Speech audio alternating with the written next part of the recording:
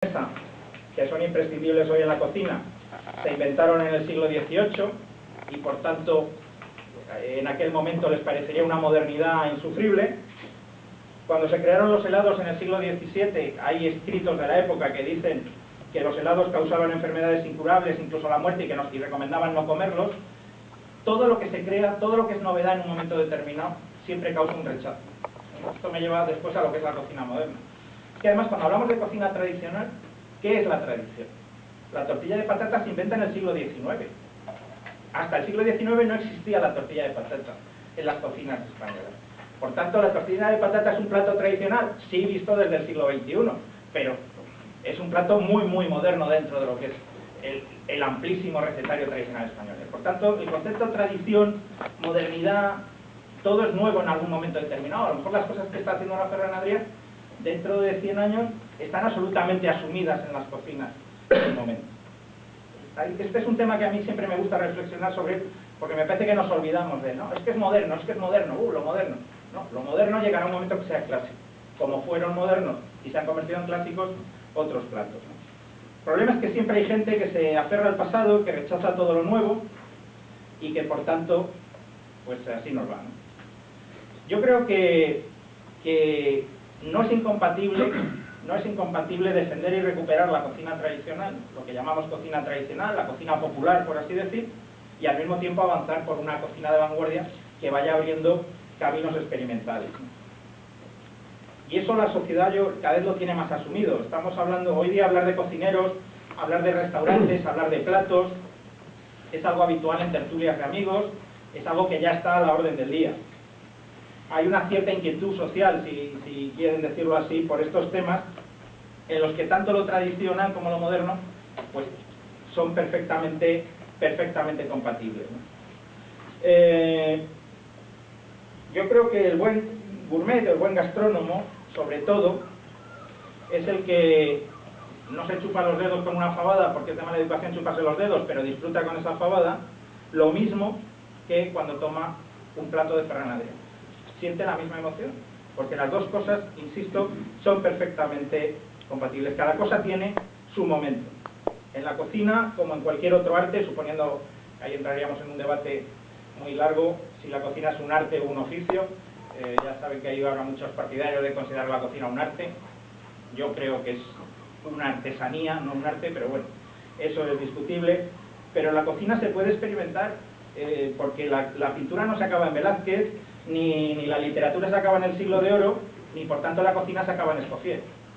Siempre hay un después, algo posterior, ¿no? No es retrógrado quien disfruta con una sopa de ajo, pero es retrógrado el que no acepta que puede haber, además de las sopas de ajo, otras cosas, otros tipos de cocina, otros tipos de comer, que son los que tenemos afortunadamente ahora para poder disfrutar.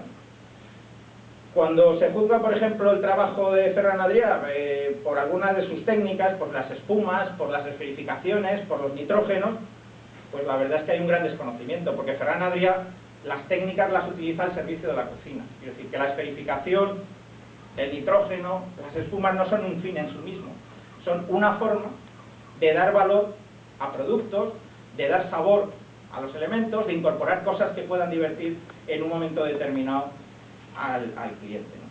Entonces, yo siempre comparo la cocina moderna con la Fórmula 1, es decir, la cocina de Ferran Adrià, sobre todo, esa cocina de vanguardia, ¿no? La Fórmula 1 es un escenario en el que se prueban coches que luego nosotros no vamos a usar. Ninguno de nosotros se va a subir a un Ferrari como el de Fernando Alonso para conducirlo.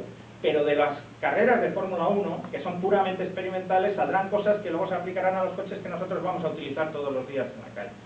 Mejores suspensiones, mejores transmisiones, más seguridad para nuestros coches. Por tanto, alguien tiene que experimentar, y la Fórmula 1 experimenta en el mundo de los coches, pero en el mundo de la cocina es una serie de cocineros que crean técnicas que algunas van a quedar, otras jamás volveremos a oír de ellas, pero hay cosas que seguro que se van a quedar en la cocina, como se han ido quedando otra serie de productos.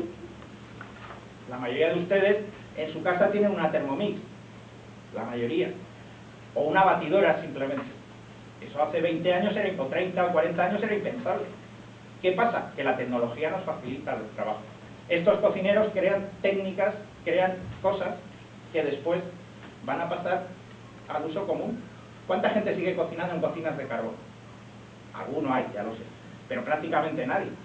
La cocina de carbón es sucia, es incómoda, hay montones de fórmulas para cocinar. Nos tenemos que haber detenido porque es la tradición, porque es lo popular, porque es lo de siempre en las cocinas de carbón. Tenemos que rechazar las nuevas placas eléctricas y toda la tecnología eléctrica. No tiene sentido. Entonces, mirar hacia atrás está bien, recuperar el pasado está bien, recuperar la tradición es bueno, pero no podemos olvidar que los avances siempre nos van a dejar cosas positivas. Y en la cocina es exactamente lo mismo. Todo lo que está avanzando en la cocina nos va a dejar cosas positivas, y si no al tiempo. Bien, pero vamos a volver un poco después de esta digresión, un poco a lo que nos ocupa, que es dónde está en estos momentos la cocina española. Yo creo que, como les he dicho antes, lo que es la cocina de vanguardia está en la cúspide del mundo. La moderna cocina española es hoy por hoy la más innovadora, la más técnica, la que todos los jóvenes cocineros del mundo quieren venir a aprender y a conocer, la que los grandes chefs que ya están repartidos por el mundo aplican porque han conocido en el Bulli o en otros restaurantes españoles.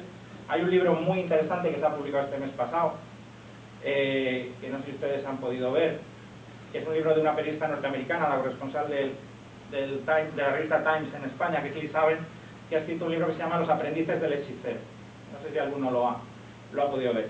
Los aprendices del hechicero es un libro sobre el Bulli, pero no enfocado sobre Ferran Adrià y el Bulli, sino sobre los jóvenes que vienen cada año, o venían, porque el Bulli se acaba este año, ahora en julio, que venían cada año como aprendices, para hacer stage, que no sé qué traducción tiene, serían becarios, ¿no?, en el fondo, en el Bulli.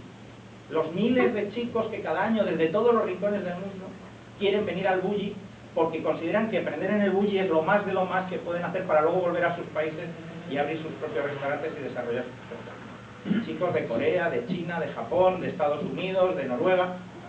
Es un libro muy interesante porque demuestra la fuerza que tiene el Bulli, la fuerza que tiene Ferran Adrià, la influencia que tiene en la cocina actual. ¿Bien? Por tanto, la cocina española, ¿dónde está? Está en la cúspide, entendida esa cocina moderna, como les digo. Evidentemente este tipo de cocina es una cocina para minorías. Primero porque en el Bulli pueden comer cada año exactamente la milésima parte de gente que querría comer. Segundo porque evidentemente la cocina de vanguardia es una cocina muy cara, y es evidente, pero siempre tiene que haber algo para minorías, a partir de lo cual luego se pueda desarrollar todo. De todas formas, no quiero que saquen una impresión falsa. El hecho de que yo defienda mucho a Ferran Adrià y defienda la nueva cocina no quiere decir que comparta todos los disparates que se cometen en el nombre de esa nueva cocina, que, como les decía antes, son muchos. La crisis que nos azota, desgraciadamente, está siendo durísima para el sector de la restauración. Ustedes lo saben muy bien, y está dejando por el camino muchas víctimas, muchas. Cada día, sobre todo en Madrid, pero me imagino que es un fenómeno general en toda España, pues nos llegan noticias del cierre de un establecimiento más o menos conocido, restaurantes con 20 años, con 15 años, que echan el cierre porque no pueden resistir la presión de la crisis, ¿no? La situación es muy complicada, no nos vamos a engañar, y no todo el mundo puede hacerle frente. Además, una crisis tan prolongada, pues uno al principio la afronta con cierto entusiasmo, va resistiendo, pero la capacidad de resistir se va acabando, y llega un momento que hay que echar el cierre, lo cual es absolutamente tremendo, ¿no? Sin embargo, esta crisis tiene una virtud, visto desde un punto de vista, por sacar algo positivo de algo tan negativo, ¿no? Y es que está sirviendo para separar el grano de la paja.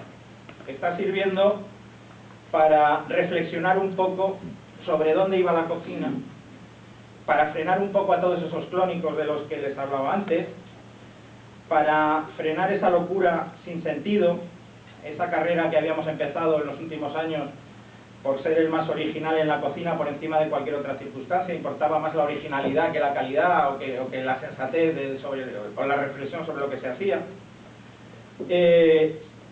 Incluso por encima de la satisfacción de los propios clientes muchas veces. A veces el cocinero, yo soy un creador y el cliente no tiene ni idea si no le gusta lo que estoy haciendo. Eso es algo que lo hemos oído mucho, por lo menos los críticos en los últimos años.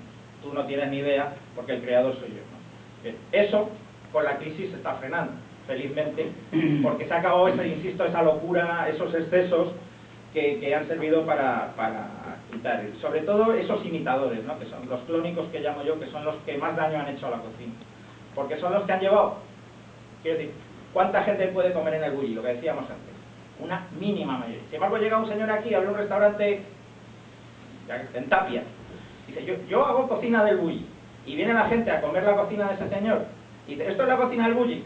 Y naturalmente lo que se crea es un rechazo a la cocina del bulli.